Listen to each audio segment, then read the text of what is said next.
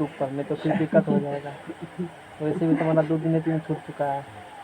Electronic हम पहले ही कह दिए नहीं बारिश याद नहीं। अरे यहाँ पर यू था ना, कॉन्फ़िगरेशन होता है ना, कौन GU कॉन्फ़िगरेशन ऑफ आयन है ना। हम लोग अब देखेंगे आयन का। एनसीईआरटी के अनुसार चलती तो कब का ख़त्म हो जाता चैप्टर। इतना तो है ही नहीं, उसमें 5-6 और 10 तक कहा है, अब कहाँ हो गया।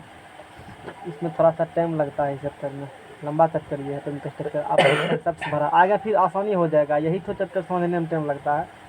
फिर आगे जैसे देखो, अब जैसे आयन तो थोड़ा सा हम देते हैं आयन के बारे में नॉलेज। आयन जिसे कहते हो आयन, अरे हिंदी में से लिखते हो। ये 2 प्रकार की होती है। एक होती है पॉजिटिव आयन। हाँ बताओ पॉजिटिव आयन क्या होता है, परिभाषा इसके बारे में जानकारी जिसको जो है बोल सकते हो, बोलो। जिसके प्लस पावर हो उसे क्या कहेंगे, पॉजिटिव। कब आएगा प्लस, कब आएगा माइनस? जब इलेक्ट्रॉनिक का बेसिक क्लास 2 देखा था, उसमें बताए थे 10वां वाला 2 उसमें चर्चा किए थे इसका। अच्छा आगे किए होंगे तब। हाँ तो क्या कहा इसके बारे में बोलो। जब इलेक्ट्रॉन त्याग करता है सर पॉजिटिव चार्ज जब ग्रहण करता है तब नेगेटिव। शायद कभी बताए हैं क्या? तुम लोग को चर्चा किए हैं ना? यस सर, तुमको पता है ये बात? ठीक है तो बढ़िया वाली बात। तो जानबे करते हैं इलेक्ट्रॉन ग्रहण करेगा तो क्या होगा,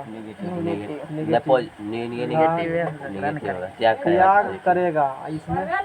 हाँ ग्रहण करेगा तो इसमें त्याग करेगा और इसमें क्या होगा, ग्रहण करेगा। कितना रुपया ठीक करेंगे दीदा देवे। तो इसमें देखो पॉजिटिव आयन है, त्याग करेगा, ई ग्रहण करेगा है।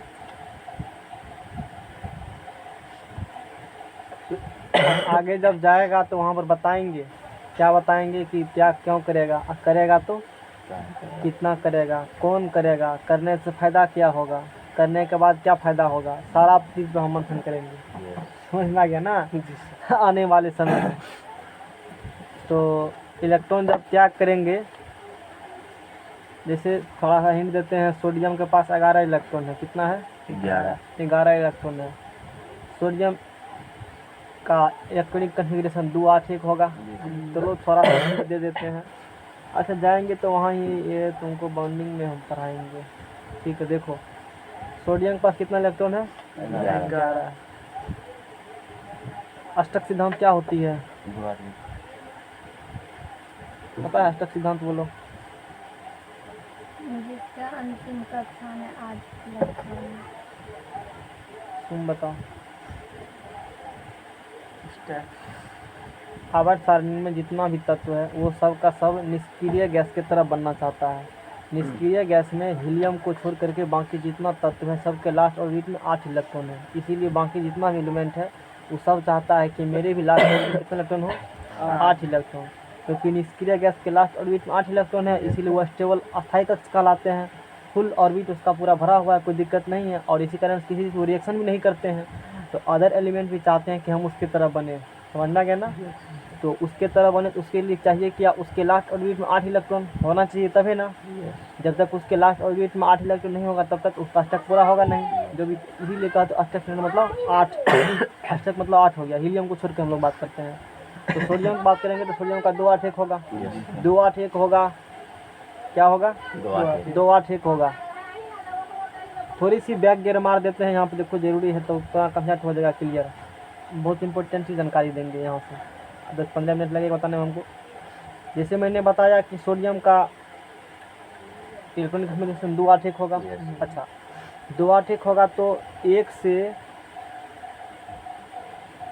जिसके लास्ट ऑर्बिट में 3 होते हैं इलेक्ट्रॉन वो धातु कहलाते हैं, और वो इलेक्ट्रॉन का त्याग करेंगे। समझ में आएगा ना?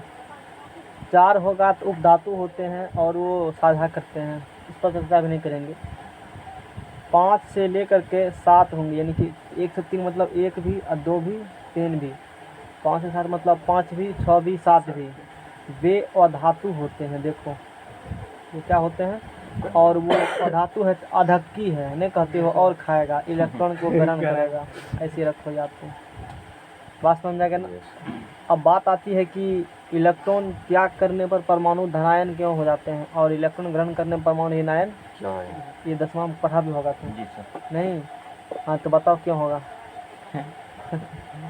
पढ़ा है तो जानकारी दो हमको ना। तो ये आयन का इलेक्ट्रॉनिक कन्फिग्रेशन पढ़ने से पहले थोड़ा सा बैकग्राउंड जानना जरूरी है। ये तो आज नहीं कल तुमको बताना ही है, तो अभी ही बता देते हैं, समझना क्या ना।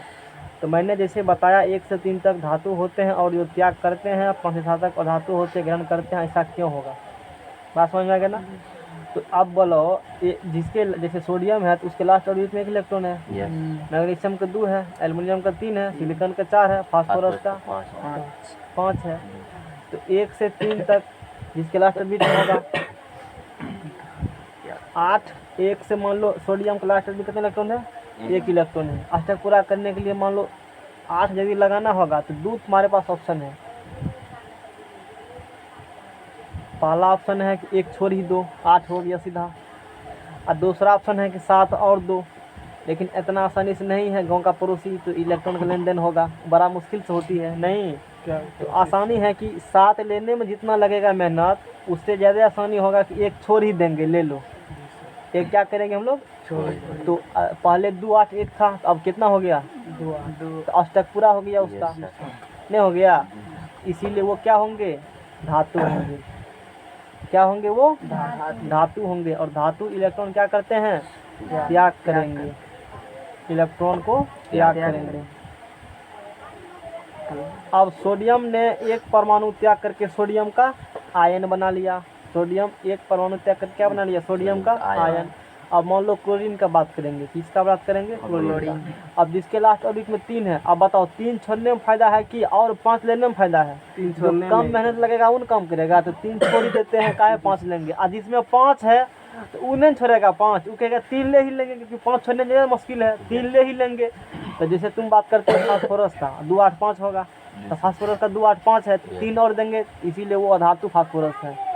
तो इसी प्रकार से आवर्त सारणी में सब तत्व के बारे में पता कर सकते हो, कौन धातु है कौन अधातु है। और जो तत्व जितना इलेक्ट्रॉन त्याग करेगा ग्रहण करेगा वही उसका संयोजकता कहलाता है। संयोजकता की डिफिनेशन हो गया, जो तत्व जितना इलेक्ट्रॉन का त्याग करते हैं जितना ग्रहण करते हैं वही उसकी क्या होती है, और कौन पॉजिटिव कौन नेगेटिव। धातु का संयोजकता प्लस में होगा और धातु का माइनस में होगा, क्योंकि धातु इलेक्ट्रॉन का त्याग करते हैं। अब त्याग करेगा तो धनायन बन जाएगा। ये जवाब देते हैं क्यों त्याग करेगा धनायन क्यों बन जाएगा। जैसे सोडियम है और यहाँ पर है, यहाँ बात करो तो Z बराबर P बराबर E बराबर कितने होगा, बोलो 11 होगा ना। तो निकालने के बता चुके हैं हम, डिटेल चर्चा कर चुके हैं प्रीवियस लेक्चर में। Z बराबर P बराबर E बराबर क्योंकि कभी न्यूटन उदासीन है, कोई चार्ज पर नहीं है। और यहाँ बात करेगा तो प्रोटॉन तो 11 होगा, लेकिन इलेक्ट्रॉन कितना होगा, बोलो 10 होगा इलेक्ट्रॉन। अब बताओ इसमें प्रोटॉन क्या गो है 11, इसमें इलेक्ट्रॉन क्या गो है, तो 11 को प्रोटॉन पर प्लस 10 को इलेक्ट्रॉन पर माइनस, तो प्लस माइनस कैंसिल। 1 का प्रोटॉन का अधिक हुआ तो इसीलिए प्लस दिखाते हो, इसी रीजन से 1 प्रोटॉन का बढ़ती है ना जी। 10 गो इलेक्ट्रॉन 11 गो प्रोटॉन है, तो 10 को कैंसिल हो जाएगा, प्लस माइनस चार्ज में। इसे प्लस चार्ज से माइनस चार्ज होती है प्रोटॉन पर, तो इसे पॉजिटिव होगा तो इस पर नेगेटिव हो जाएगा। मैंने ट्री भी जनरली बताया था इसका। 1 इलेक्ट्रॉन 1 प्रोटॉन बस एक्स्ट्रा, 1 प्रोटॉन कारण इस पर कौन चार्ज होती है, इसीलिए प्लस दिखाते हो। अच्छा मान लो यहाँ अब ये क्लोरीन की बात करेगा तो Cl माइनस, क्या ये समझ में आया ना कि इलेक्ट्रॉन त्यागने परमाणु धनाभिष्ट होते हैं क्यों, ये तो समझ में आ गया, डिटेल में चर्चा कर दिया मैंने। अब इलेक्ट्रॉन मान लो यहाँ पर है, क्लोरीन जैसे बात करेंगे तो क्लोरीन के पास यहाँ Z बराबर P बराबर E बराबर कितना इलेक्ट्रॉन होगा, बोलो 17 होगा। इस कंडीशन में प्रोटॉन तो 17 होगा, लेकिन इलेक्ट्रॉन 17 से पहले था तो इलेक्ट्रॉन कितने होगा इसमें 18। 18 17 17 कैंसिल, इलेक्ट्रॉन एगो बेसी बच गया, तो 1 इलेक्ट्रॉन का यहाँ माइनस दिखाते हो। ये बहुत इंपॉर्टेंट चीज़ बताएं, जितना तुमको लगता है उससे ज़्यादा है। काफ़ी पढ़ने के बाद पता चलेगा कि ये बात होती है, और भी कुछ चर्चा करेंगे इस पर। बात समझ में आ गया ना। इससे क्या सीखे, धातु इलेक्ट्रॉन का त्याग करते हैं, जितना इलेक्ट्रॉन का त्याग करते हैं उतना का प्लस चार्ज डेवलप होता है। क्यों होता है, ये भी जवाब मिल गया। और धातु इलेक्ट्रॉन का ग्रहण करते हैं, जितना इलेक्ट्रॉन ग्रहण करेंगे उतना का नेगेटिव चार्ज उस पर उतना दिखाएंगे माइनस। ये बात सीख लिया मैंने। धातु इलेक्ट्रॉन का त्याग ही क्यों करते हैं ये भी जाना। 1 से 3 तक होगा, आसानी होता है छोड़ने में, बजाय कि उतना ले इसलिए छोड़ते हैं हम लोग। और धातु है 5 से 7 उसके बीच में रहेगा, जिसके लास्ट और बीच में वो धातु होते हैं, और वो इलेक्ट्रॉन क्या करते हैं, ग्रहण करते हैं। कि आसानी है कि थोड़ा 2-3 गो ले लेंगे। अब बच गया वो 4 वाला, तो अभी से बात करेंगे 4 वाला, अभी उसका काम नहीं, इसलिए छोड़ रहे हैं, क्योंकि अभी टॉपिक भी नहीं था ये तुमको अच्छा समझ में आए इसीलिए हम बताए, ऐसे तुम पढ़ के गया होगा। तो सोने लगता 1 से 30 तक है ना जबान पर याद मुँह में, और कुछ एलिमेंट का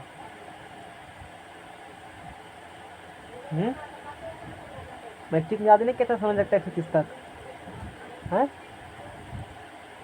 ले लेना मैट्रिक वाला की कॉपी, कहना वो जो सर जैसे समझ लगता वाला चार्ट वो ले लेना, रख लेना। 2-3 पेज समझ लगता हम कुछ लिखा है, बहुत सारा सल्फेट का जो भी डायरेक्ट अमोनिया होता है, सल्फेट, सल्फाइड, नाइट्रेट, नाइट्राइड, ये सब कुछ है, हाइपर क्लोराइड, आयोडाइड, कुछ ऐसा एलिमेंट है 1 से 30 तक, तो वो हटाओ। उसके अलावा कुछ एक्सपेक्टेड है जो कि तुमको रखना ही पड़ेगा, उसके कॉपी में सब लिखा होगा, वो सब चीज़ नहीं पढ़ाएंगे, तुम्हारे सिलेबस में नहीं है, मैट्रिक में है वो सब।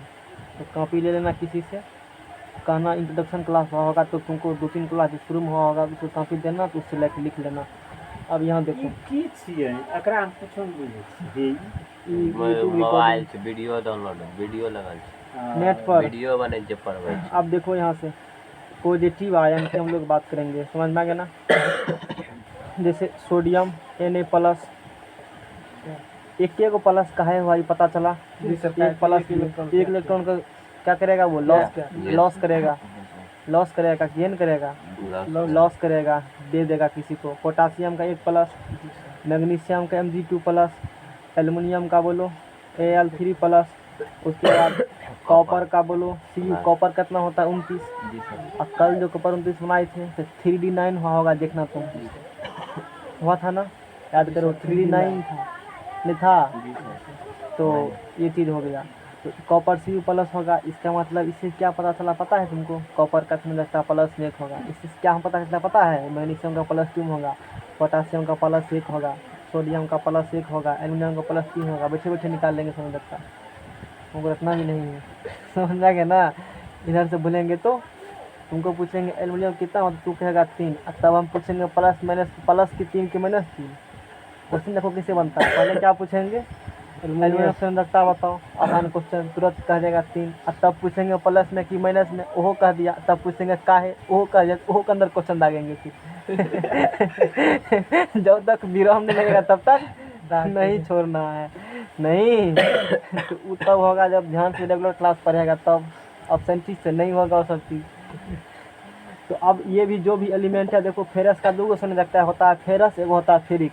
तो फेरस का बात करेगा तो Fe++, तो का वो ले लेना, वो डी, समझ में आ गया ना। 2-3 लेक्चर जो पढ़ाए थे तो कहना समझ लगता वाला चार्ट देना, 1 से 30 तक लेकर लिख लेना, उसको तुम्हारा काम है। अब नहीं पढ़ो है मैट्रिक में तो मेहनत तो थोड़ा सा करना पड़ेगा ना, बार बार उस चीज़ तो पढ़ाएंगे नहीं मैट्रिक का सिलेबस, क्योंकि तुम इंटर में पढ़ने आए हो। तो अब हम लोग बोलो तो इलेक्ट्रॉनिक विन्यास मतलब होता है परमाणु में इलेक्ट्रॉन के वितरण को दिखाना, नहीं इसका मतलब इलेक्ट्रॉनिक इलेक्ट्रॉन का वितरण, समझ में आ गया ना। अब बताओ तू Na+ का बात करेगा तो Na+ का तू बात करोगे, पहले Na का देख लेते हैं। सोडियम कितना बताएगा, 1s2 2s2 2p6 3s1 2 2 4 6 10 11 हुआ। सोडियम Na+ का बात करेंगे, किसका बात करेंगे, है ना। अब बोलो क्या होगा, तो एक इलेक्ट्रॉन इसके पास होगा नहीं, क्योंकि लॉस कर चुका है एक इलेक्ट्रॉन का, तो 1s2 2s2 2p6 होगा। अब जैसे हम लोग बात करेंगे मैग्नीशियम का, Mg2+ का बात करेंगे, तो मैग्नीशियम कितना होता है, 12 होता है ना। तो 12 यानी कि 2 घटा देंगे तो 10 को ही दिखाना है, तो 1s2 2p6 कोई दिक्कत। एल्युमिनियम को दिखाएंगे 3+, इसका मतलब कितने इलेक्ट्रॉन दे चुका है, 3 इलेक्ट्रॉन छोड़ चुका है, ये 3। अरे धातु क्या है, धनी है, ध्व से धातु, ध्व से अधनी लोग ही दान करते हैं, इस इलेक्ट्रॉन को त्याग करेंगे। और धातु क्या है, अधक्की है, और चाहिए, इसीलिए ग्रहण करेगा वो, और ग्रहण करेगा तो माइनस का चार्ज अरे लेगा तो कर्जा होवे न करेगा ना। है गाँव सब में देखो धातु कौन है जो धनी व्यक्ति है, इलेक्ट्रॉन क्या करेंगे, दूसरे को दान दे देंगे तो प्लस दिखाएंगे, अच्छा क्या पैसा वाला व्यक्ति है, ऐसे तुम समझ सकते हो कि याद करने के लिए। और धातु में अधक्की है, कितना खाएगा तो पेट नहीं भरेगा, कर्जा भर लेगा दुनिया का। जितना इलेक्ट्रॉन उलेगा दूसरे से उतना का कर्जा चढ़ेगा। ये तो याद करना टेक्निक हुआ। एक्चुअल रीज़न क्या है वो हमने यहाँ पर डिस्कस कर दिया है।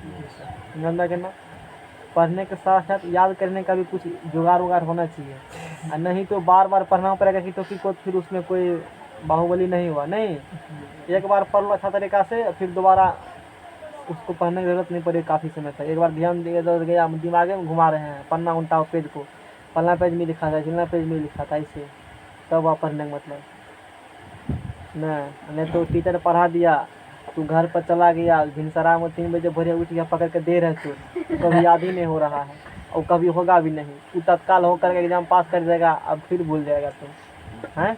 ऐसे लॉजिक देंगे तो कभी तू भूल, कभी नहीं। भोज में बचेगा तो हुंस रूल याद आएगा, हैं? गाड़ी में धक्का लगाएगा तो रिजल्टेंट वेक्टर याद आएगा, जैसे आज हम लोग पढ़े थे, हैं? नहीं तो वो न हुआ जी। तो अब देखो एल्युमिनियम का Al3 का बात करेंगे तो एल्युमिनियम पहले 13 था, अब 3 छोड़ चुका है तो कितना बचा उसके पास? 10 बचा। तो 1s2 2s2 2p6, क्या समझ में आया? और ये काम कहाँ देगा? तो फर्स्ट ईयर बतेबे किए कि कंपटीशन में काम देगा नहीं, और उसमें 3 चैप्टर जितना सोचते हो उससे ज़्यादा इम्पोर्टेंट है। और ये भी तो वो क्या करेगा एग्जाम में, जो इस पर क्वेश्चन आती है आयन क्वेश्चन कोई दे देगा कि मान लो Al3 प्लस का निम्नलिखित में कौन है इलेक्ट्रॉनिक कन्फिग्रेशन, ऑप्शन में इसी पर टाइप का 4 5 रहेगा, ऑप्शन में पक्का वो 3s2 और 3p1 भी रहेगा दिया हुआ, वो Al3 प्लस का। तो कुछ एल्युमिनियम तेरे तुरंत 2 और 3 इस प्रकार से टिक लगा देगा। नहीं, वो आयन है ना, तो 3 तो चला गया इलेक्ट्रॉन, उसके पास 10 ही बचा है, तो 10 का दिखाओगे ना। तो ऐसे करके किसी एलिमेंट को पूछ सकता है एग्जामिनर, समझना गया ना। और तो तुम किसी का लिख सकते हो। अब जैसे मान लो कॉपर का ही लिखना है, तो कॉपर का प्लस है तो कॉपर होता है 29, तो अब इसके पास कितना बचा है कॉपर के पास? 28। तो पहले हाँ, तो कितना बचा है? 28। 28 तो लिखो 1s2 2s2 3s2 बोलो 4s2 3d8 गिनो 2 2 4 6 4 12 6 20 7 हो गया ना। फैशन करते हैं थोड़ा सा, करें फैशन? अच्छा, आर्गन से करेंगे, किससे करेंगे? आर्गन कितना होता है? नियॉन कितना होता है? 10। तो आर्गन से करते हैं फैशन। तो बोलो आर्गन लिखा ना। अब बड़ी कोस्ट करते थे, कल कुछ नहीं दिए थे, दे भी सकते हो नहीं दे सकते हो, नहीं दिए थे तो नहीं है, तो आर्गन लिखा, दे सकते, कोई दिक्कत नहीं है। 18 चला गया, कितना बचा? 10 बचा ना। 2 2 4 6 4 10 2 12 6 18, यानी कि 3p6 तक आर्गन में हो गया है। नहीं हो गया? अब क्या बोलेंगे? 4s2 और 3d8। तो तुमको तो कम से कम निष्क्रिय गैस रखना पड़ेगा ध्यान में कि लास्ट स्टेप में क्या होता है। तो 3p6 आर्गन में है, ये रटिए लो। आर्गन का कभी पूछेगा तो लास्ट स्टेप में 3p6 जब इस प्रकार से लिखेगा अलग एलिमेंट कारण निष्क्रिय सहायता से, तब तुम्हें रखना पड़ेगा ना, इतना टाइम बचेगा एग्जाम में। वहाँ तो सेकेंड का मेन होता है। कभी बाथरूम में एग्जाम देना होगा तो मत जाना, 2 मिनट बचा लेना तब जाना। पानी उनी पीने के लिए, जो भी फ्रेश होने के लिए मत जाना, पहले से सब निपटा लेना। नहीं तो पता चला वो तो एक तो क्वेश्चन एग्जाम में टाइम नहीं है, अब तुम लेफ्ट राइट करने में रह गया तो गया तुम्हारा लटिया। तो बहुत लड़का कैसे देखे हैं, तो एग्जाम में उसको प्यास लगेगा, बार बार इधर लेफ्ट राइट करेगा।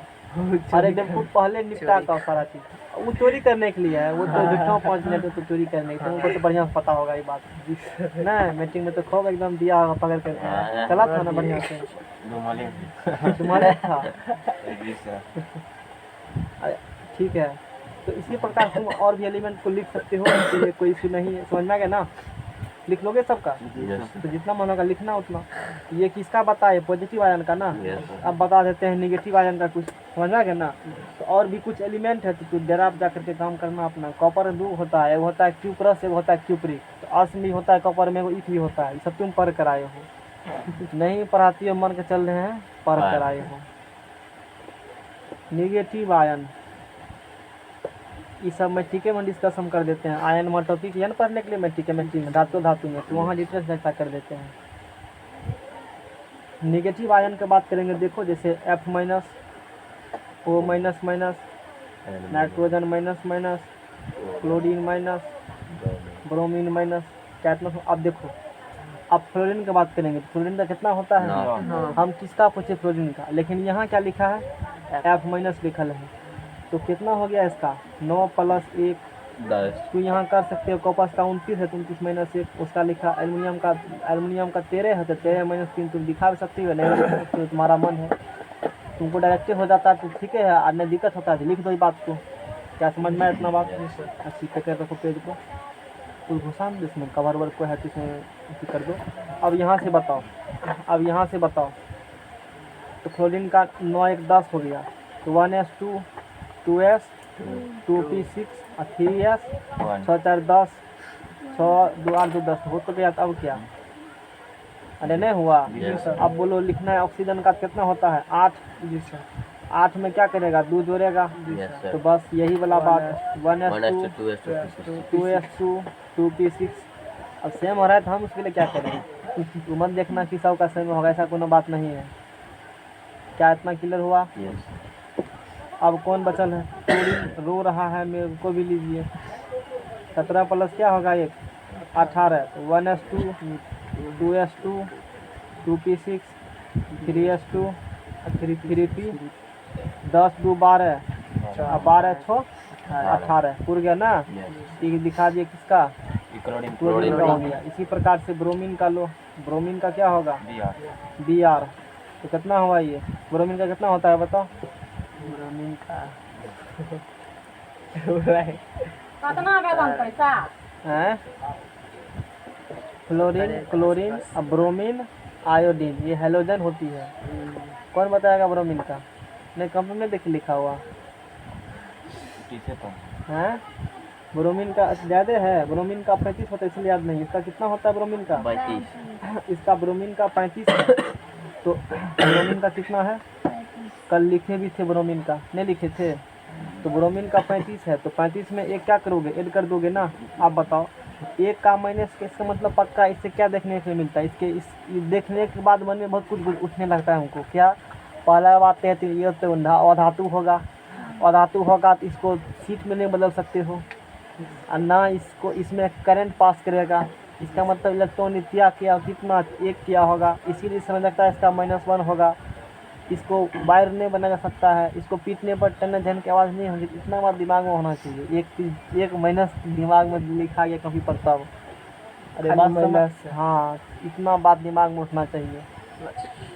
नहीं इसको सिर्फ Br- तरह मत लो, बहुत कुछ इसमें लिखा हुआ है, इसमें बहुत कुछ लिखा हुआ, अभी जानोगे धीरे धीरे अगला चैप्टर में, समझना क्या ना। तो वो बात होगी। अब बैठाओ 1s2 2s2 2p6 3s2 3p6 4s2 3d10 जोड़ लो एक बार, 2 2 10 4 10 2 12 6 18 2 20 10 30। तो अब 3d के बाद 4p5 4 कितना बचेगा 30 हाँ, 30 हो गया था यहाँ पर, 36 अरे 36 होगा ना। 4p6 इसी को लिख सकते हो ना, Yes. 50 लाइन लिख सकते हो, नहीं लिख सकते हो। उसमें तो हम 7s तक किए थे ना, Yes. 6s तक, 6s में ढेरी एलिमेंट आ जाएगा। तो देखना एक बार 6 ऑर्बिट का बात किए थे, 6 ढेरी एलिमेंट आ जाएगा उसमें, समझना क्या ना। नेक्स्ट पेज बढ़ाओ, नेक्स्ट पेज लाओ। अब पढ़ेंगे हम लोग stability of half fill and completely fill orbitals.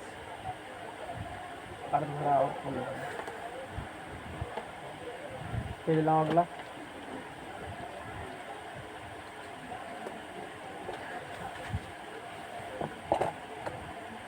तो नहीं स्टेबिलिटी ऑफ, पेज नंबर कितना होगा 2। अभी एक पेज पढ़े हो, अच्छा लगता है ढेरी पढ़ा दिए आप। हाँ बात है, बेसिक डिस्कस के थे ना, सेम उसमें लग गया, इसी कारण से।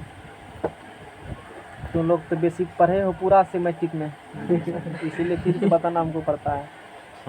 12 सितंबर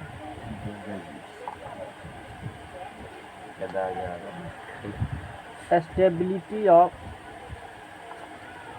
हाफ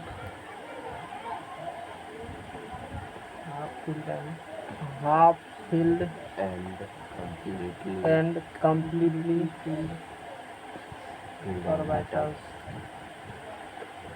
इस टर्म पहले भी देखे थे कि हाफ फील्ड का मतलब क्या होती है और फुल फील्ड का नहीं देखे थे डी ऑर्बिटल में देखे थे कि डी में 10 होता है, आधा होगा तो हाफ फील्ड और फुल होगा तो फुल फील्ड कहेंगे। तो यहाँ देखेंगे क्या है, इंग्लिश में कहो इसको, अच्छा हिंदी में क्या करोगे, उम्र हो गया है ना तो थोड़ा सा इधर उधर हो जाता है। अर्ध भरा और पूर्ण भरा। बात तो दिमाग को रेस्ट नहीं मिलता है, 24 घंटा काम करते रहता है माथा, तो कभी कभी मशीन चलते रहता है तो गर्म हो जाता है दिमाग। अर्ध भरा तो इसीलिए तो काफ़ी रखते हैं, गड़वाएगा नहीं तो इतना विषय है कि इसका उसमें घुसा देंगे, उसका उसमें चला जाएगा, खिचड़ी पक जाएगा कभी कभी। कभी कोई पता पढ़ा रहे हैं कोनो विषय अंदर लेता है कोनो विषय टेक्निकल पेपर में खास करके, इसीलिए काफ़ी रखते हैं सामने में, गड़बड़ाएगा नहीं कि इसके बाद क्या पढ़ाना है एंटीना कानून। हाँ तो वो दिक्कत है। अर्ध भरा और पूर्ण भरा ऑर्बिटल्स के अस्थायित्व। देखो ये क्या होती है, समझना क्या ना, स्टेबिलिटी अर्ध भरा और पूर्ण भरा। अर्ध भरा मतलब जितना होगा उसका आधा, और पूर्ण भरा मतलब जितना होना चाहिए पूरा। जो भी ऑर्बिटल्स होगा, जो भी कहते हो, उसका अस्थायित्व क्या होगी।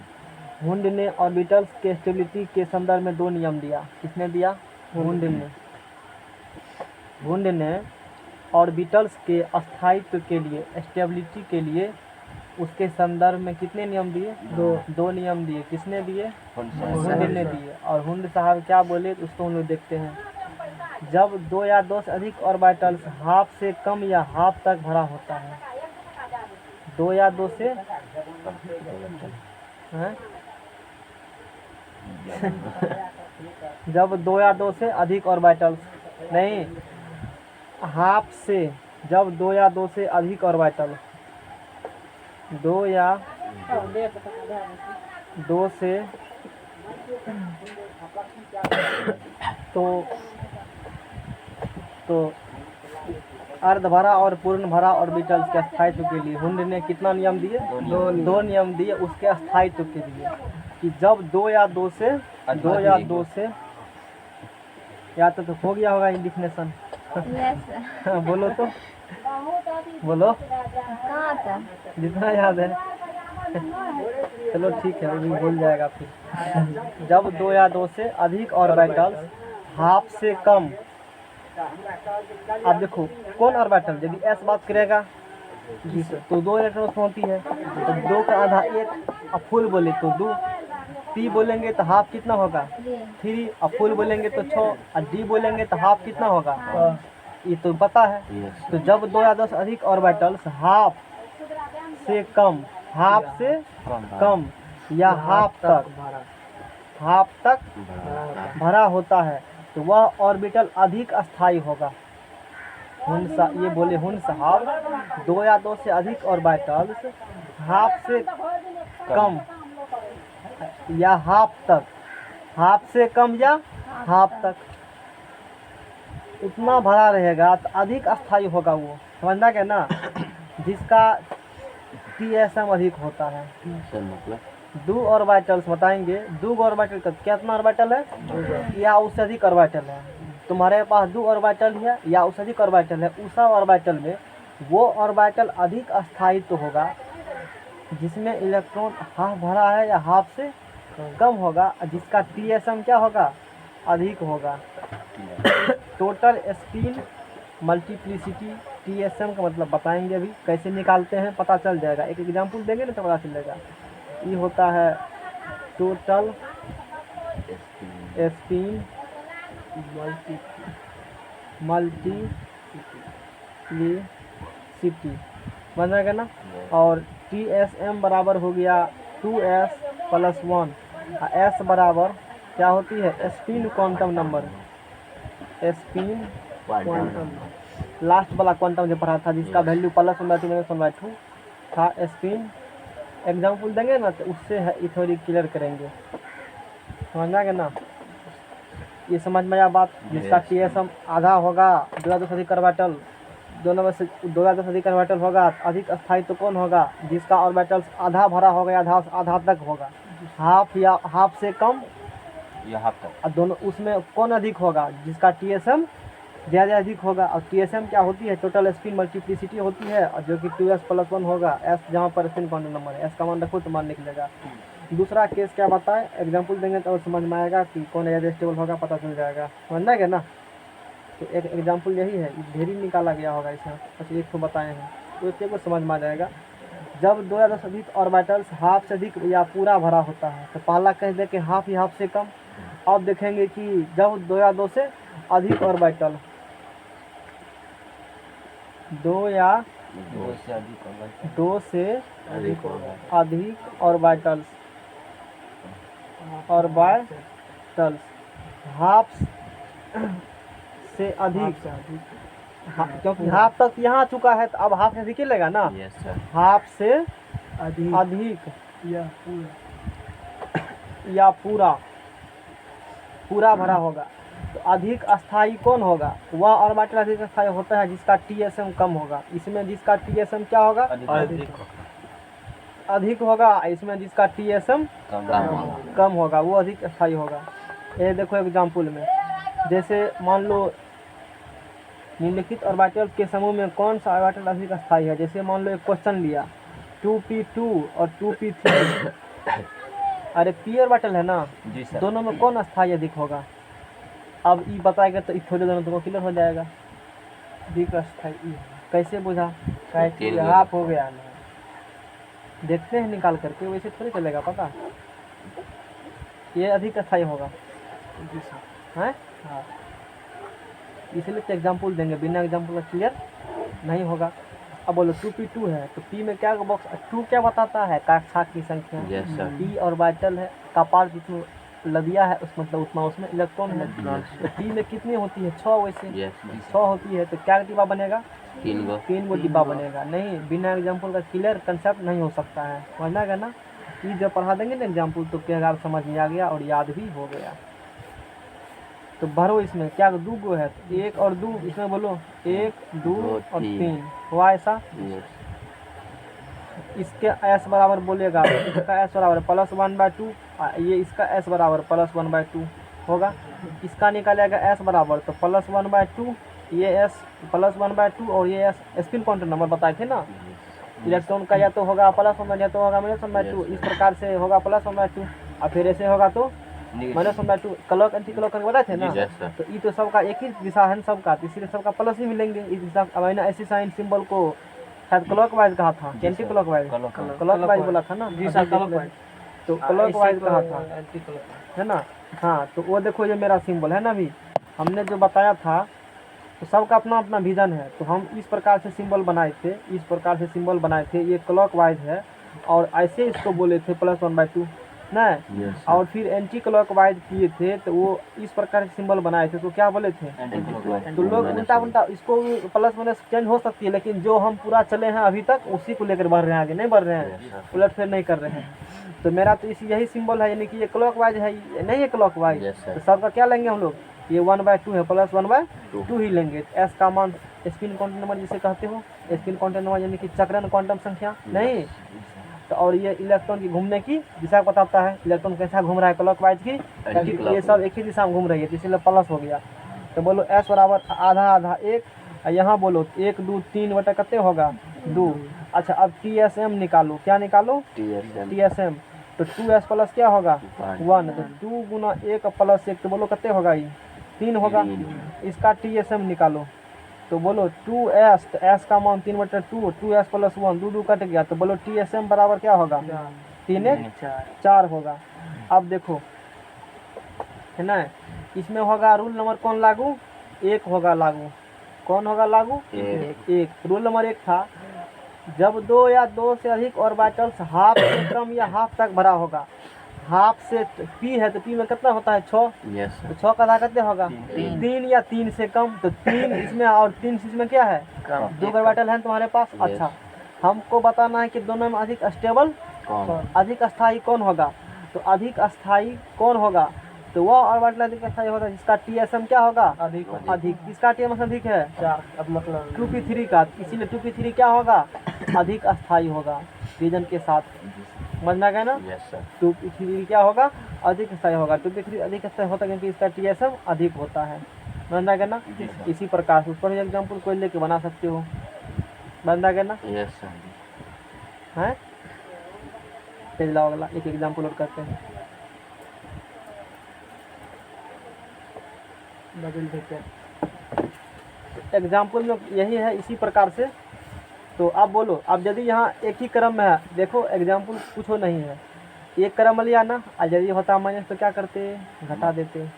ठीक है, चलो नोमरिकल अब करेंगे हम लोग इसके बाद।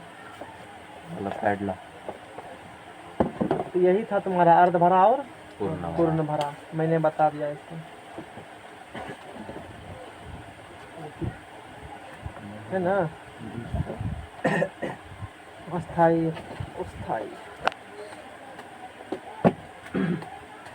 तो यहाँ से जो है अभी तक जितना पढ़े हो ना, वो सारा फार्मूला लिखल है, समझना क्या ना, उसको फिर से हम नहीं लिखने वाले हैं। बात समझना क्या, क्या लिखेंगे फिर से, तो पढ़ा चुके हैं ना, एक जगह लिखल है, इसीलिए तू जाकर कभी लिखना, सब बात लिखल है इसमें, जितना तक अभी पढ़े हो सेटन फार्मूला वही यहाँ पर है।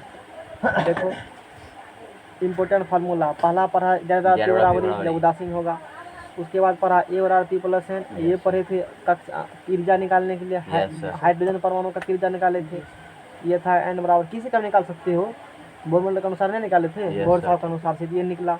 उसका एनर्जी ये निकला था किलो जूल पर मोल में। 1/लेंथ बराबर, ये लैम्डा बराबर, देखो वेवलेंथ निकालने के लिए निकाले थे, T बराबर ये निकाले, MV बराबर ये निकाले, B बराबर MV, इसी फॉर्मूला से ये सब का सब डिस्कस क्या हुआ है, सारा फार्मूला नहीं क्या हुआ डिस्कस। इसी सब पर क्या करेंगे हम लोग, न्यूमेरिकल करेंगे बारी बारी से। लाओ, जैसे एक परमाणु का न्यूमेरिकल करा चुके हैं, ठीक है। देखो न्यूमेरिकल तो बहुत सारा है, NCERT का पूरा सॉल्यूशन इसमें है, इस बैच में NCERT है ना, सब न्यूमेरिकल है इसमें। क्वेश्चन नंबर 1, पेज नंबर बोलो, 3। कल से नया चैप्टर पढ़ेंगे, पेज नंबर 3। इस सबको तो PDF भेजा हुआ है, PDF 3 चैप्टर का भेज दिए हैं पढ़ने से पहले। प्रथम क्वेश्चन का है, एक परमाणु है, एक क्या है, जिसका द्रव्यमान संख्या 35 है, तो A बराबर कितने हो गया, 35, और परमाणु संख्या कितना है, तो परमाणु संख्या कहते हो Z, कितने हो गए Z बराबर, परमाणु में न्यूट्रॉन निकाले, N बराबर व्हाट, N बराबर, ये तो फ्लोरीन की बात कर रहा है, ठीक है। तो किसी भी एलिमेंट की बात कर सकता है, एनीबॉडी। एक परमाणु है जिसका द्रव्यमान संख्या कितना है, 35, तो परमाणु संख्या कितना है, 17। क्या निकालना है, न्यूट्रॉन। न्यूट्रॉन संख्या। कौन लगाएगा फार्मूला, Z बराबर E U लगाएगा तो उसमें N आता है कहीं पर, N बराबर या P प्लस A बराबर P plus N। Atomic nucleus में कौन होता है, जैसे A बराबर P प्लस N यही लगाया, न्यूट्रॉन रहेगा।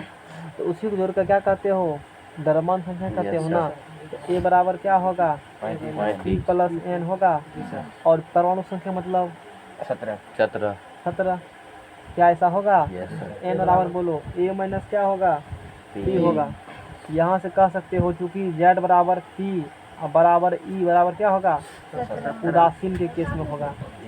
अभी क्वेश्चन में नहीं कहा है इलेक्ट्रॉन त्याग है, कुछ चीज़ पता नहीं है, तो हम लोग क्या मान कर चलेंगे, उदासीन मान कर ही चलेंगे हम लोग, नहीं पॉजिटिव सोच लेकर चलेंगे। तो अब बोलो N बराबर A कितना है, 35। ये तो पहले करा दिए थे, निकल वैसे ही करा दिए थे। 35 माइनस E कितना है, 70 होगा, 18 हो गया। बोलो निकाल लिया तुमने, नहीं ये न्यूमेरिकल करा देते हैं एक्चुअली में हम लोग, वही है, कोई दिक्कत नहीं है। थोड़ा सा अलग चैप्टर निकल ये कहा है। 2 नंबर क्वेश्चन में कहा, एक परमाणु में न्यूट्रॉन की संख्या, एगो परमाणु में एगो क्या है, उस परमाणु में न्यूट्रॉन की जो संख्या है प्रोटॉन से एक अधिक है। न्यूट्रॉन की संख्या है प्रोटॉन से क्या है, आप मान लो तुम्हारे घर में तू भाई, एक बड़का है छोटका है, तुम मान लो बड़ा हो छोटा हो, छोटा हो।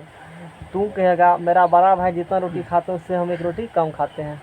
तो पहले ये पता करना पड़ेगा तुम्हारा बड़ा भाई कितना खाता है रोटी, तब तो रोटी निकाल पाएंगे। हैं, मान लो तुम्हारा कोई दोस्त है, तुमसे पूछा कि बताओ पवन कुमार कितना रोटी खाते हो, तो तू कहेगा जितना मेरे बड़े भाई खाते हैं उससे कम खाते हैं।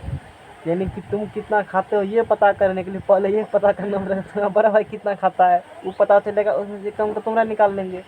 उसी प्रकार से यहाँ कह रहा है क्वेश्चन, यानी कि अपने बारे में बताएंगे तो फलनमा जो है ना वो ऐसा है ना तो हम ऐसे हैं सीधा नहीं कहेंगे। तो वही बात क्वेश्चन में कहेगा इतरा मित्रा करके। एक परमाणु में न्यूट्रॉन की संख्या जो है ना वो प्रोटॉन की संख्या से एक अधिक है। तो पहले प्रोटॉन निकालो तभी न्यूट्रॉन, जितना निकलेगा प्रोटॉन एक न्यूट्रॉन निकलेगा उसमें से। बात समझा? इसीलिए एग्जाम्पल लिए कहा परमाणु में न्यूट्रॉन की जो संख्या है प्रोटॉन की संख्या से एक अधिक है। यानी कि न्यूट्रॉन निकालना तो पहले क्या निकालना पड़ेगा, एक जोड़ देंगे क्या मिल जाएगा, अच्छी बात है। यदि द्रव्यमान संख्या 39 है, उस परमाणु का द्रव्यमान संख्या कितना है 39, तो परमाणु में उपस्थित इलेक्ट्रॉन प्रोटॉन और न्यूट्रॉन की संख्या निकालेंगे। माना कि परमाणु में किसकी संख्या मानेगा, प्रोटॉन न्यूट्रॉन की, प्रोटॉन मानना पड़ेगा ना। परमाणु में प्रोटॉन की संख्या कितना है, x है। अच्छा x है, इसीलिए परमाणु में किसकी संख्या, क्वेश्चन कहा था परमाणु में न्यूट्रॉन की संख्या जो है किसकी संख्या, परमाणु की संख्या से एक अधिक है प्रोटॉन। हाँ वही ठीक बोला।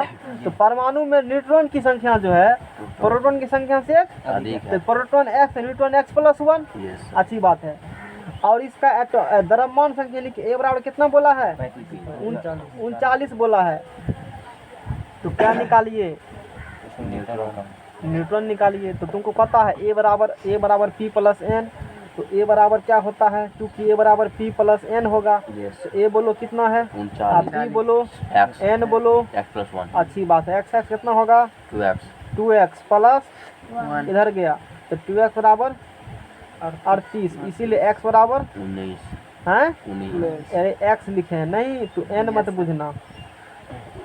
अच्छा x निकला है तो ना, इसलिए प्रोटॉन क्या होगा बोलो 19। तो प्रोटॉन 19, तो बोलो इलेक्ट्रॉन भी 19 होगा। न्यूट्रॉन 19+1 कैसे होगा इलेक्ट्रॉन, न्यूट्रॉन कितना होगा 20 19 प्लस 1 तो न्यूट्रॉन कितना होगा 20। तो मैंने इलेक्ट्रॉन निकाल दिया, प्रोटॉन निकाल दिया, और यही क्वेश्चन में बोला था। समझ में आ गया क्वेश्चन। अगला क्वेश्चन अभी और पढ़ाएंगे। अगला क्वेश्चन, एक परमाणु के सेल में 2 इलेक्ट्रॉन, L सेल में 8 इलेक्ट्रॉन और M सेल में 5 इलेक्ट्रॉन उपस्थित है।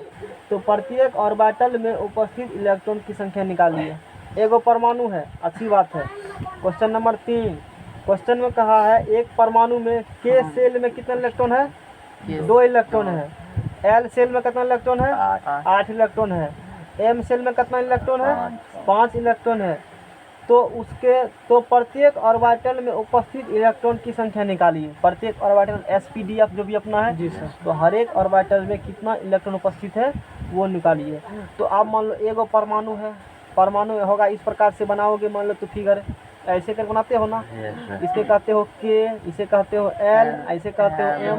K में कितना है 2, इसमें कितना है 8, इसमें कितना है 5, टोटल कितना हो जाएगा बोलो 8 2 10 5 15 इलेक्ट्रॉन हो जाएगा, होगा ना। तो इलेक्ट्रॉन टोटल कितना हो जाएगा 15, क्योंकि Z बराबर P बराबर बराबर 15। तो 15 का क्या करना है, इलेक्ट्रॉनिक लिखना है। क्योंकि क्वेश्चन में कहा है प्रत्येक ऑर्बिटल में उपस्थित इलेक्ट्रॉन की संख्या निकालिए कि हर एक ऑर्बिटल में कितना इलेक्ट्रॉन है कि इलेक्ट्रॉनिक कॉन्फ़िगरेशन लिखेंगे। और फिर उसके बाद बताएंगे कि हर एक ऑर्बिटल मतलब होगा कि इसका तो तू लिखेगा ना SPDF, उस प्रकार से इलेक्ट्रॉनिक विन्यास। S में कितना होगा, P में कितना होगा और D में कितना इलेक्ट्रॉन होगा, वही तुम्हें पता करेंगे हम लोग। तो लिखो 15 का electronic configuration 1s2 2s2 2p6 3s2 6 4 10 2 12, उस पर बोलो 3p3 हो गया नहीं। तो number of electrons in S orbital, S orbital कितना इलेक्ट्रॉन है, number of electrons in S orbital, S orbital. क्या गो एस ऑर्बिटल है? 3 गो। 1 2 2 4 2 6 इलेक्ट्रॉन एस में होगा, ऐसे निकालना पड़ेगा। फिर नंबर ऑफ और क्या बोला था? तो एस है तो पी प्रोटॉन्स। अच्छा नंबर ऑफ इलेक्ट्रॉन्स लिखेगा ना, पूरा लिख देते हैं क्योंकि इलेक्ट्रॉन ही है ना। Number of electron electron P orbital in P orbital P orbital. तो बोलो 3 छः 6 3 9, यही बात है। तो क्वेश्चन में कहा था, फिर से क्वेश्चन पढ़ देते हैं। एक परमाणु में के सेल में कितने इलेक्ट्रॉन है? 2 एल सेल में कितना है? 8। एम सेल में कितना है? 5 है। तो प्रत्येक ऑर्बिटल में उपस्थित इलेक्ट्रॉन संख्या दिखाई गई। जो ऑर्बिटल किस से करते हो? एसपीडीएफ से करते हो ना। Yes sir. एसपीडीएफ उपकक्षा कहते हो, तो उसके अंदर जो होगा तो एसपीडीएफ ही ऑर्बिटल बोलेंगे उसको।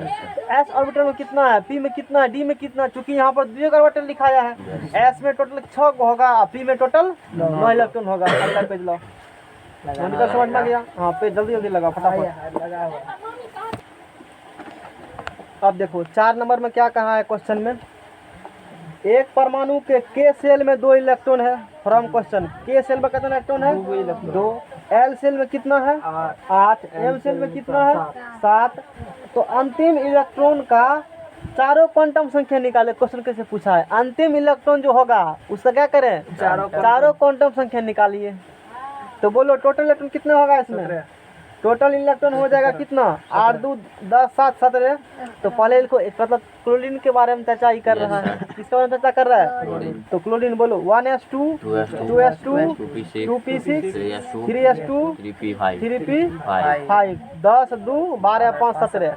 तो अंतिम इलेक्ट्रॉन कौन इलेक्ट्रॉन का? तो अंतिम तो यही हुआ जी, 3p5 हुआ। इसका क्या करना है? अंतिम इलेक्ट्रॉन का चारों क्वांटम संख्या निकालिए। क्या करिए इसका? चारों क्वांटम संख्या निकालिए। क्या इतना समझ आ गया ना? अंतिम ऑर्बिटल यही हुआ। चलो लिखो।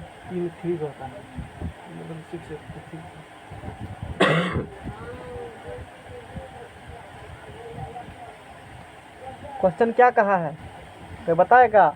अंतिम इलेक्ट्रॉन का, किसका? अंतिम। चारों क्वांटम संख्या निकालने हैं। इसमें तो 5 इलेक्ट्रॉन है, तो अंतिम कौन होगा? सोचने वाली बात है। इसमें क्या इलेक्ट्रॉन है? अब क्वेश्चन बोला है अंतिम इलेक्ट्रॉन का, नहीं किया है। तो हुंड बाबा की याद किसको याद करेंगे? कहेंगे वितरण करो, और लास्ट में जो आएगा वही होगा अंतिम। पी है तो क्या डिब्बा बनेगा? 3 गो डिब्बा बनेगा। तो 1 2 3 1 2 3 और फिर 4 और 5। कौन होगा अंतिम इलेक्ट्रॉन? यही ना बचेगा। तो आप बोलो तो अंतिम इलेक्ट्रॉन ये हो गया है। अच्छी बात है। तो इस ये -1 0 +1 ये क्या लिखे हैं? कोई बताओगे हमको? -1 0 +1 क्या लिखे हैं? ये समझ में नहीं आ रहा है। देखो पीछे बैक गेट पन्ना दिखाते हैं तुमको। पन्ना लाए हो पेज? कभी ये डायग्राम सब बनाए थे हम। जी सर बनाए थे। पेज लाओ तो। नहीं लेकर आए हो, होशियार हो तुम बहुत। कलका वाला में है तो होशियार हो बहुत। ये वाला है। नहीं पढ़ाए थे? कलका वाला में है। अभी तक तो भूल गया होगा। भूल गया है ना? नहीं भूली है? अरे नहीं भूला है, बोलो ना नहीं भूले हैं। अब नहीं भूलेगा हैं? वो बोले नहीं, वो पढ़ाने वक्त किया, उसके बाद याद नहीं रहता है। याद रहता है अभी याद नहीं है। तो अब देखो जैसे ये n का मान है, ये किसका मान है? l का मान है। ये किसका मान है? कल से नया चैप्टर शुरू करेंगे। सवाल बना कर ना, कल सब बन जाएगा। कोशिश करना। n का मान, l का मान और m का मान है। अरे सवाल सॉल्यूशन है तो देख देख कभी नहीं होगा। कितना ही चैप्टर लग रहेंगे? 2 चैप्टर पढ़े करके अभी तक। ये हुआ आज होगा 14। तो हाँ अब देखो देखो वैल्यू कैसे निकालेंगे। तो L का जो मान होगा 0 टर्मिनेशन होगा। n का मान 3 है तो n का मान 3 होगा। n का मान 3 तो ये हुआ नहीं। जब L पता होगा तो m का मान मतलब मैग्नेटिक क्वांटम नंबर। किसका? Magnetic quantum number. नहीं देखो -1 0 1 है, ये किसके लिए हुआ है? एस के लिए 0 नहीं, एसपीडीएफ 0 1 2 कुछ बताए थे, Yes, याद sir. करो। एसपीडीएफ 0 1 2 3 बोले थे। जी, sir. एसपीडीएफ 0 यानी कि पी के लिए 1 होगा, यस सर, और यहाँ पर क्या है? पी ही है, तो पी के लिए एल का मान बोलो क्या होगा? 1 होगा। पी के लिए, किसके लिए? पी के लिए किसका मान? एल का मान क्या होगा? 1 होगा। तो 1 होगा तो उसके लिए एम का मान -1 से +1 तक, तो -0 1, तो 1 2 3 खटल बनाया। और वही बात तो यहाँ भी है, और 3p ये तो है यहाँ। बोलो अब क्या कहना है तुमको? -1 0 +1 समझ में आ गया? अरे समझ में आया? यस सर, फिर तो हम रखते हैं साथ में दिखाने में, बार हम उधर उधर नहीं करना पड़े। समझ में आ गया ना? Left right. अब देखो, अब यहाँ पर तो कहा था कि अंतिम इलेक्ट्रॉन का चारों क्वांटम संख्या निकालिए। अंतिम इलेक्ट्रॉन यही होगा ना? यस सर, इसका क्या करना है? चारों क्वांटम संख्या निकालना है। क्या ऐसा करनी है? अच्छा ये बताओ तो हमको, ये सही में यही है अंतिम इलेक्ट्रॉन? ये किसका मान है? एम का मान है। नहीं, ये किसका मान है? M का मान। तो फिर से याद करो, यही तो फंसता है लड़का। क्वेश्चन इसी में घुमा देंगे, तू कितने का पर कंप्लीट फंसा देंगे तुमको। देखो क्या पैकेट बनाया, समझो ध्यान से। एक पैकेट, एक प्रसाद। फिर यहाँ देखो क्या गो बटाए हो? 4 गो है। ई बाबा 5 गो होगा। ई होगा अंतिम इलेक्ट्रॉन, बल्कि ई नहीं होगा, है ई वाला होगा अंतिम इलेक्ट्रॉन, बोगला। अरे यही बोगला है ना अंतिम इलेक्ट्रॉन। इसके लिए पता करना होगा तुमको। अरे बात बुझा? यस सर, कौन होगा अंतिम इलेक्ट्रॉन? 1 भरा, 2 भरा, 3 भरा, 4 और एम है। तो क्योंकि ये थर्ड ऑर्बिट है, Yes, इसीलिए एन का मान 3। यस सर, एन है principal quantum number. Yes sir, Hindi में क्या कहते हो? प्रधान प्रधान क्वांटम संख्या। एन एल का मान बोलो। L का एल का मान एस पी डी एफ 0 1 2 3। तो पी का मान बोलो, एल का मान बोलो। नहीं रटा है, एस पी डी एफ और ऑर्बिटल्स था इधर था एल का मान 0 1 2 3। अब बोलो ये पी का मान इसके लिए क्या? एल बराबर 1, तो उसके पी कहते हो 1। बोलो टेक्निक काम आया? यस सर, अच्छी बात है। अब ये निकाला, अब क्या निकलेगा? M बराबर 0, हैं? तो m बराबर तो 0 होगा, नहीं होगा इसके लिए m बराबर 0। और चूंकि ये ऐसे है, ऐसे को मैंने s बराबर क्या बोला था? -1/2 बोला था। बोलो क्या कहना है? कुछ नहीं। अरे दिमाग में गया? सब चीज रिवाइज हो गया। देखा पूरा चैप्टर रिवाइज हो गया इसमें। तो नहीं हो चैप्टर रिवाइज। यस सर, अब अगला क्वेश्चन देखो। अगला क्वेश्चन आसान है, वही वाला जो हम बता चुके हैं, नहीं बताएंगे। तो एक क्वेश्चन स्टार्ट बताएंगे तो इसी पर सारा क्वेश्चन बनेगा। देखो, हाँ दिल्ली चलते हैं घूमने, थोड़ा देर के लिए। जाओगे दिल्ली?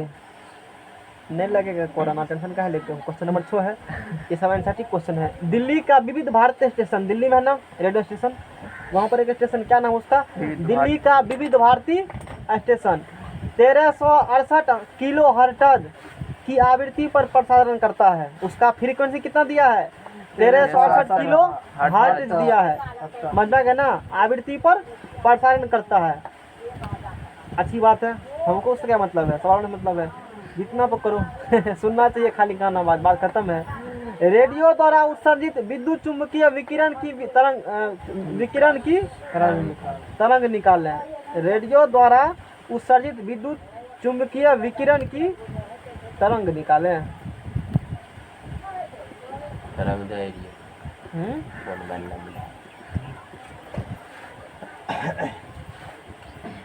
क्या निकालें? अरे विद्युत चुंबकीय, रुको 1 सेकंड रुको, कुछ क्वेश्चन है बुक में खोजना। क्वेश्चन ये एग्जाम्पल में सॉल्व किया होगा क्वेश्चन, देखना तू, मेरा अभी ध्यान मार रहा है। अगला क्वेश्चन देखो, विजिबल दृश्य प्रकाश के बैगनी रंग का तरंग दैर्घ्य, पढ़े थे सब प्रकाश के? जी सर, दृश्य प्रकाश के बैगनी रंग का तरंग दैर्घ्य यानी कि वेवलेंथ कितना दिया है? हाँ, 400 nm। लैम्डा बैगनी, लैम्डा सिंबल किसे कहते हो? वेवलेंथ कहते हो ना? यस सर, ये दिया है 400 नैनोमीटर दिया है ना। अच्छा 400 नैनोमीटर दिया है, कोई दिक्कत नहीं है, अच्छी बात है। तथा लाल रंग का तरंग दैर्घ्य कितना है? 750 नैनोमीटर। कितना लाल रंग का है? हाँ नैनोमीटर है। विजिबल दृश्य प्रकाश के बैगनी रंग का तरंग दैर्घ्य 400 नैनोमीटर है तथा लाल रंग का तरंग दैर्घ्य 750 नैनोमीटर है। तरंग दैर्घ्य मतलब हिंदी में क्या कहते हो? वेवलेंथ कहते हो। किसका है? में इंग्लिश में वेवलेंथ। ठीक है। अरे भाई हिंदी में न्यूमेरिकल बनाने में बड़ा दिक्कत। न्यूमेरिकल अब बहुत दिन से हो गया आदत इंग्लिश बनाने का। हिंदी थोड़ा सा अजीब तरह का लैंग्वेज फील होता है। नैनोमीटर है। प्रत्येक रंग का आवृत्ति निकाले। इसका भी निकाले आवृत्ति और इसका भी निकाले आवृत्ति। मतलब क्या होता है? फ्रीक्वेंसी। नहीं तो अब बोलो। तो बैंगनी रंग के लिए चलेगा तो आवृत्ति बराबर फ्रीक्वेंसी किसे कहते हो? इंडिकेट न्यू से। ये क्या है बताए थे ना? Yes, sir. अरे डिटेल में चर्चा किए थे इसके बारे में। Yes, sir. अब बोलो तो 400 नैनोमीटर है तो 750 गुना 1 नैनो बराबर 1 नैनोमीटर में 1 नैनोमीटर बराबर 10 के पावर -9 मीटर। 1 नैनोमीटर बराबर 10 के पावर -9 मीटर चला गया तो 75 गुना 10 के पावर -8 मीटर हो गया। क्या ऐसा हुआ? ये इसका निकल गया। ई लैम्डा निकल किसका निकला? लाल का निकला। ये निकला। इसका बोलो 400 गुना 10 के पावर -9 मीटर तो क्या होगा? 4 गुना 10 के पावर -7 2 तो -6 7 होगा। -7 मीटर बैगनी के लिए। केस फर्स्ट का बात करेंगे। किसके लिए बात करेंगे? बैगनी रंग के लिए। एगो निकाल देंगे दूसरा निकाल लेगा नहीं। उसी प्रकार से है बैगनी रंग के वो क्वेश्चन में वही कहा होगा बिजली चिन्ह के तरंग की मतलब कहा होगा तुमको मीटर में है ना। वो वेवलेंथ ही मांगा होगा। वो वेवलेंथ मांगा होगा। समझ लैम्डा निकाला है ना? ये वेवलेंथ मांगा होगा क्वेश्चन में। तो पूछो नहीं ये समझाएंगे तो भी तुमको बन जाएगा। Yes, क्वेश्चन वेवलेंथ ही कहा होगा। मिला ना क्वेश्चन एक बार फिर बाद हम लोग उसको वेरीफाई कर लेंगे। अब बोलो बैंगनी रंग के लिए क्या बोला है निकालने के लिए? आवृत्ति। क्या निकालना है? Frequency. आवृत्ति। तो चुप अब बोलो फ्रीक्वेंसी बराबर होता है C/λ। Yes. क्या ऐसा होता? Yes. बताए थे ना? Yes. फ्रीक्वेंसी बराबर C/λ। C क्या है? स्पीड ऑफ लाइट है। जी सर। कैलकुलेशन ऑफ फ्रीक्वेंसी बैंगनी रंग के लिए। तो अब बोलो इतना बराबर C होगा 3 × 10⁸ 8 मीटर पर सेकेंड। लैम्डा बोलो कितने होगा? लैम्डा बोलो 4 × 10 के पावर सात। -7 कितना होगा? मीटर। और 12 बुल करने के बाद निकलेगा डायरेक्ट कितना निकलेगा? ये 7.5 तू कर लेगा ना 12 10 के पावर 14 मीटर 1 सेकेंड है तो पर सेकेंड बोलेंगे। इतना निकलेगा। क्या निकलेगा इसका? बोलो फ्रीक्वेंसी निकलेगा। इसी प्रकार से किसका फ्रीक्वेंसी निकाल लेंगे? किसका निकालेंगे फ्रीक्वेंसी? लाल का निकाल लेंगे। तो इसके जगह क्या रखेंगे? ये वाला डाटा। तो किसका निकल जाएगा? लाल का निकल जाएगा। क्या समझ में आ गया ना? Yes, sir. अब हटाओ इसको। अब बुझबे करते हो कैसा टेक्निक करेंगे हम। बहुत लिखा पढ़ी वाला गप की है नहीं। इसी प्रकार देखते हैं नहीं हटाएगा। तो अब देखो 5800 एंगस्ट्रॉम तरंग दैर्घ्य वाले कितना एंगस्ट्रॉम तरंग दैर्घ्य वाले? 5800 एंगस्ट्रॉम तरंग दैर्घ्य वाले पीले विकिरण की आवृत्ति और तरंग संख्या निकाले। वेवलेंथ कितना दिया है? 5800 एंगस्ट्रॉम। 1 angstrom 10⁻10 metre. फ्रीक्वेंसी आवृत्ति फ्रीक्वेंसी बराबर C/λ। तो C का मान इतना लैम्डा का मान इतना काट खोट करो तो ये आएगा। वो तो कर सकते हो। Yes, sir. 5.1 पर सेकेंड आएगा। अब क्या निकालना है? तरंग संख्या। तो न्यू बार 1 क्या होगा? लैम्डा। तो 1/λ। लैम्डा का मान क्या है? यहाँ है ना? ये Yes. वैल्यू पुट किया उलट फेर किया गुना भाग किया। देखो कितना जल्दी हम कर लेते हैं। अब वो करने के बाद कितना आएगा? इतना मीटर आएगा पर मीटर। Yes. तरंग संख्या इतना 1 मीटर में इतना तरंग संख्या आएगा। बात समझ में आ गया ना? अब देखो 5 गुना 10 के पावर 14 हर्ट्ज आवृत्ति। हर्ट्ज है जो फ्रीक्वेंसी होगा। इतना हर्ट्ज वाले 1 मोल फोटोन की ऊर्जा निकालिए। क्या निकालिए? 1 mole photon. Energy of photon E बराबर h न्यू पढ़े थे फॉर्मूला कहीं याद है? एनर्जी ऑफ 1 फोटोन बराबर क्या पढ़े थे? h new. h का मान जानबे करते हो प्लस h का मान 6.625 × 10⁻³ जूल पर सेकेंड पढ़ा था ना? प्लैंक्स कांस्टेंट नहीं पढ़ा था? h वही है। न्यू देखो फ्रीक्वेंसी है तो गुना कर देगा। तो एनर्जी ऑफ 1 फोटोन निकला। उसी को 1 मोल कहते हैं नहीं कहते हैं? एक फोटोन की एनर्जी को या 1 मोल परमाणु के ऊर्जा को पहला चैप्टर में पढ़ाए हुए हैं टॉपिक। ये मोल क्या होती है नहीं पढ़ाए हैं? तो चूँकि 1 मोल बराबर 6.022 × 10⁻³ Yes. ई निकला एनर्जी ऑफ 1 फोटोन इतना निकला ना। ई होता है 1 मोल बराबर इतना होता है। ये संख्या है 1 मोल बराबर नहीं है? Yes, sir. अच्छा निकालना है क्या? 1 मोल फोटोन की ऊर्जा निकालना है। इसीलिए energy of 1 mole of photon energy of 1 photon की ऊर्जा एनर्जी इतनी है एक फोटोन की एनर्जी कितना जूल है, हमको निकालना है 1 मोल फोटोन की एनर्जी। तो इसमें से क्या करेंगे, इसको दोनों को गुना कर मल्टीप्लाई कर देंगे तो 1 मोल का निकल गया, इतना जूल पर मोल होगा। चलो आगे नंबरिकल सॉल्व करके रहना। अब ज़्यादा नंबरिकल नहीं है, 4-5 नंबरिकल है, वो सब सॉल्व हो जाएगा। अब कर भी चुके हो, इस टाइप नंबरिकल है ना, यस तो कर